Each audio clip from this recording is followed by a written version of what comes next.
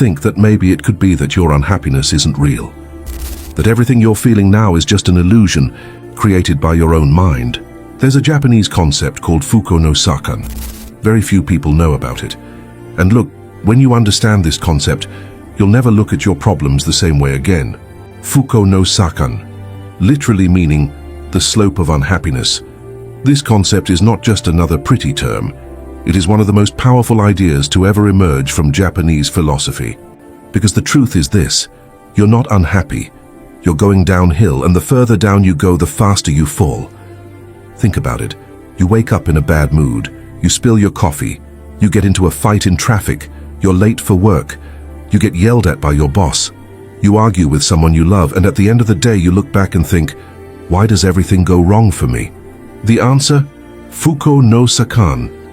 The Japanese realized this decades ago, that there's a precise moment when a small problem transforms into an avalanche, and that most people don't realize when they start sliding down that slope.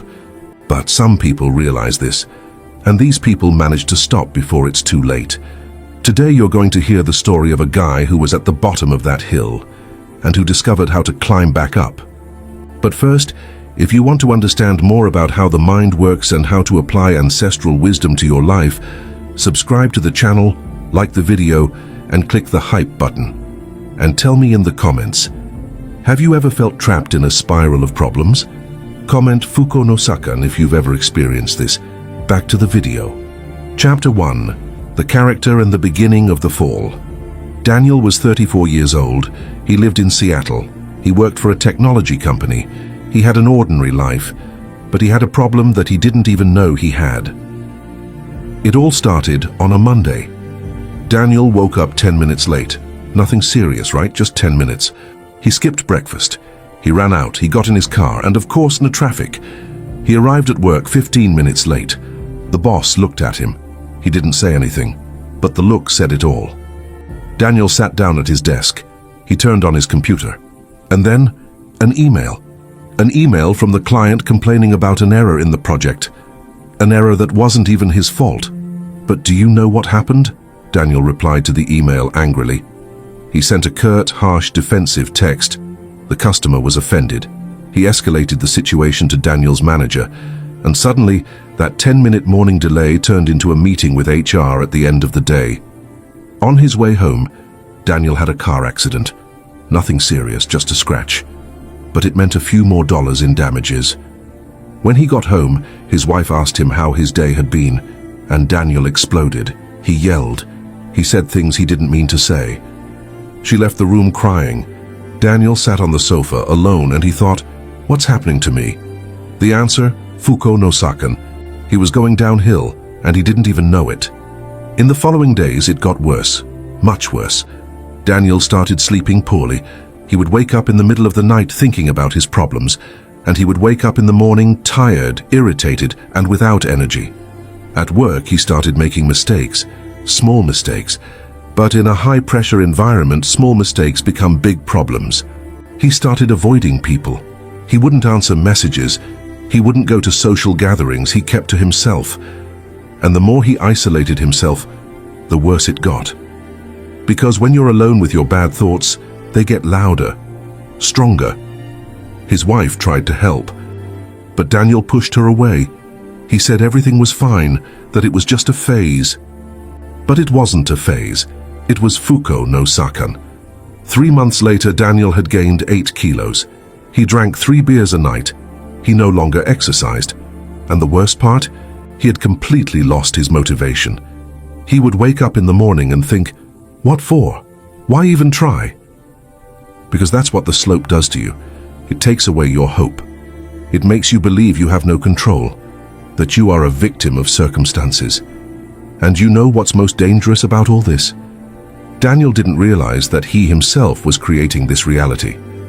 Each bad choice led to another. Each negative thought fueled the next. Each small problem he ignored turned into a bigger one. It was as if he were doing a reverse Kaizen, where instead of improving 1% each day, he was getting 1% worse each day, making small bad decisions that were gradually making his life worse. He was trapped, not in a situation but in an illusion. The illusion that he was unhappy, when in reality he was simply going down a slope that he himself had started to descend. Chapter 2. The Encounter and the Revelation. It was on a Saturday that everything changed. Daniel was sitting in a park, alone, staring into nothingness, trying to understand where everything had gone wrong. With an expression of sadness and frustration, a Japanese gentleman sat down next to him. White hair, about 70 years old, upright posture, calm gaze. He didn't say anything for about 5 minutes. He just stood there, watching the birds, the trees, the children playing. Then he turned to Daniel and asked, "Do you know what a slope is?" Daniel looked at him, confused. "A slope? Like a sloping street?" The old man smiled. "No, I'm not talking about the street. I'm talking about Fukō no Sakan, the slope of unhappiness." Daniel frowned. "I've never heard of that." "Of course not," said the old man. "Because perhaps you're in the middle of it. And when you're going down a slope, you don't perceive the speed, you only feel the wind on your face." The old man introduced himself. Hiroshi, Japanese immigrant, former philosophy professor. And then he asked a question that changed everything. "Tell me, when did it start?" Daniel didn't understand.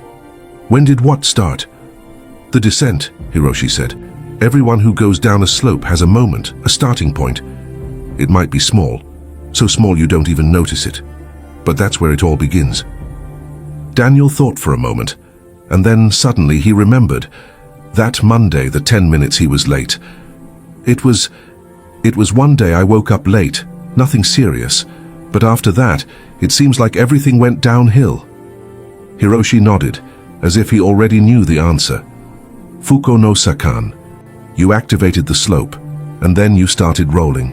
Hiroshi explained, "In ancient Japan, the samurai had a deep understanding of how the mind works. They knew that war didn't just happen on the battlefield, it happened within the mind itself. And they realized that there's a point where you lose control, not because the world is against you, but because you've triggered a downward spiral. Fukō no Sakan isn't about bad luck or fate. It's about mental physics. Imagine a real slope. If you trip and start rolling, what happens? You gain speed. It becomes harder to stop.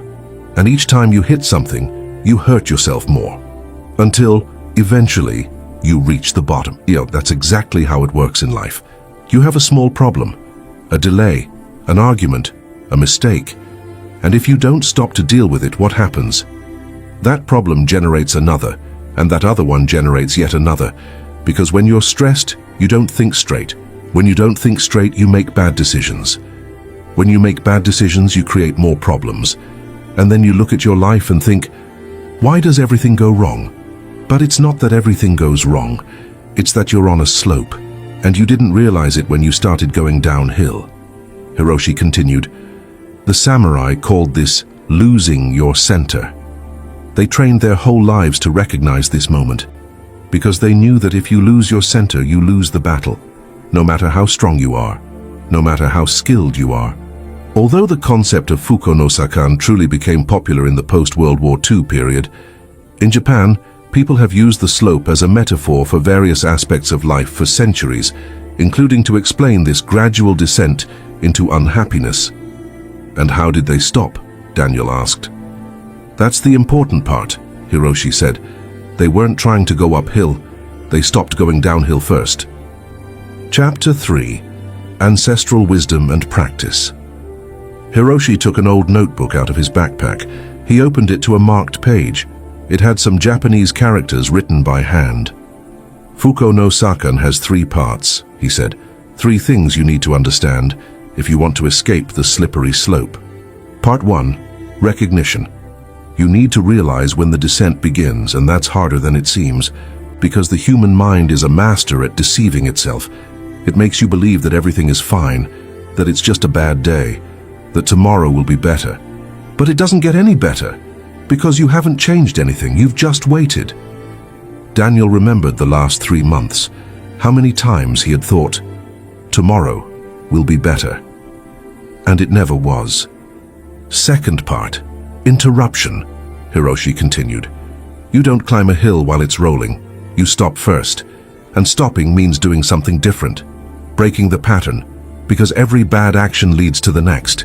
If you don't interrupt the cycle continues. And third? Asked Daniel. Part 3. Reconstruction. You need to build friction. Put obstacles in the way of the descent. Create habits that hold you back, routines that anchor you, because without that, any wind will push you back down the slope. Hiroshi closed his notebook. In the time of the samurai, they had rituals for this: morning meditation, physical training, tea ceremony. It wasn't just tradition, it was mental engineering. They were building friction against the slope. And you can do the same today, he said, looking straight into Daniel's eyes. But you need to start now, because the longer you stay on the slope, the deeper you'll go. Hiroshi proposed a challenge: 7 days, 7 specific actions. Day 1, you will identify the first problem, the one that started everything, and you will solve it. It doesn't matter if it's small. It doesn't matter if it seems insignificant. You solve it, Daniel thought. The first problem had been the delay, but the delay had been caused by... He wasn't sleeping well. He was going to bed too late. So on day 1, Hiroshi said, you're going to bed at 10 o'clock at night. No negotiation. Day 2, you're going to do something you've been avoiding. A difficult conversation, an email you don't want to answer, a problem you've been putting off, because everything you avoid adds weight to the descent. Day 3, you're going to help someone, anyone, in any way, because when you're on the slope, you become self-centered. Everything is about you, your problems, your pain, and that keeps you stuck. When you help someone, you remember that the world is bigger than you. Day 4, you're going to move your body, exercise, walking, anything, because the mind and body are not separate. When the body is still, the mind gets stuck. Day 5, you're going to write 3 things that went right, 3 things you're grateful for, because on the downhill slope you only see what's wrong. You need to train your brain to see what's right too. Day 6, you're going to reconnect, call a friend, spend time with family, because isolation fuels the downward spiral. Connection creates friction. And on the 7th, Hiroshi smiled, you're going to do something just for pleasure, something that has no productivity, no objective, just because it makes you feel alive. Daniel wrote everything down. What if I fail one day? You will fail, Hiroshi said. Everyone fails, but failing isn't the problem.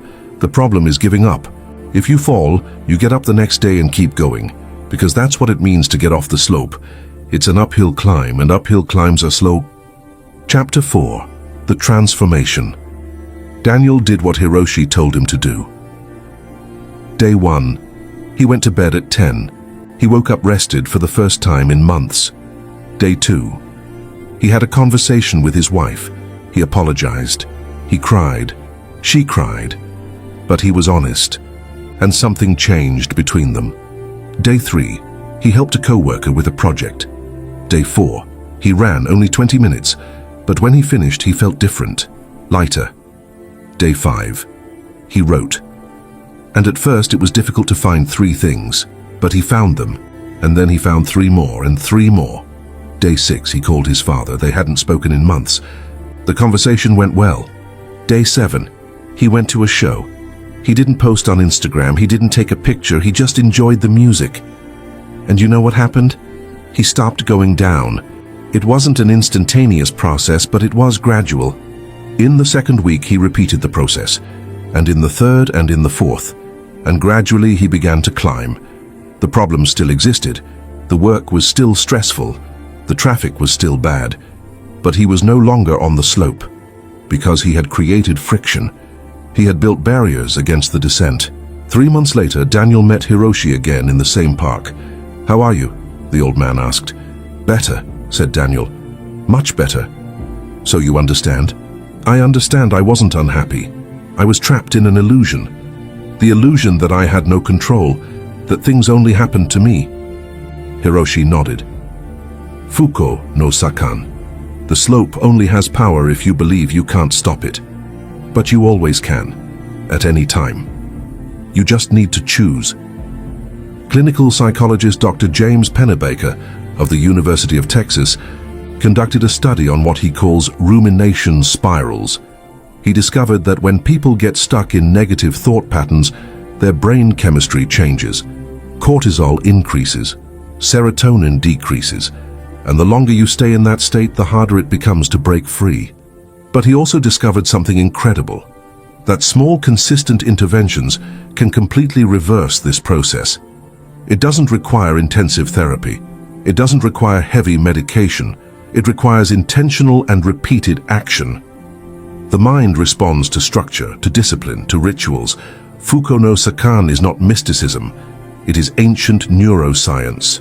But there's one thing Hiroshi didn't tell Daniel that day in the park, something only masters of Japanese philosophy know. Fukō no Sakan has an opposite, a sibling concept. Ko no Sakan, the slope of happiness. It's the same principle but in reverse. When you do something good, that good thing generates another good thing, and that one generates yet another. And suddenly, you're not just avoiding the descent. You're going up, and this upward movement has the same momentum effect. The higher you climb, the easier it becomes to keep climbing, but that's a topic for another day. So are you on the slope now? Think about it. When did it start? What was the first problem you ignored, the first slip-up you let slide? Because the truth is this, everyone goes downhill at some point. It's part of being human. It's part of life. The difference between those who stay trapped and those who get out is simple. Those who get out realize. Those who get out stop. Those who get out act. You're not unhappy. You're trapped in an illusion. The illusion that you can't do anything, that things simply happen to you. But you can anytime, starting now. Fukō no Sakan, the slope of unhappiness. The question isn't whether you'll go down, the question is, how long will you stay down there? If this video resonated with you, subscribe to the channel, because every week I bring you ancestral wisdom applied to real life. Share this video with someone you know needs to hear this. I also invite you to watch this video that's appearing on your screen, where I share some very interesting teachings as well. And remember, you're not trapped. You just need to choose to stop going down. Thank you very much for your attention. See you in the next video.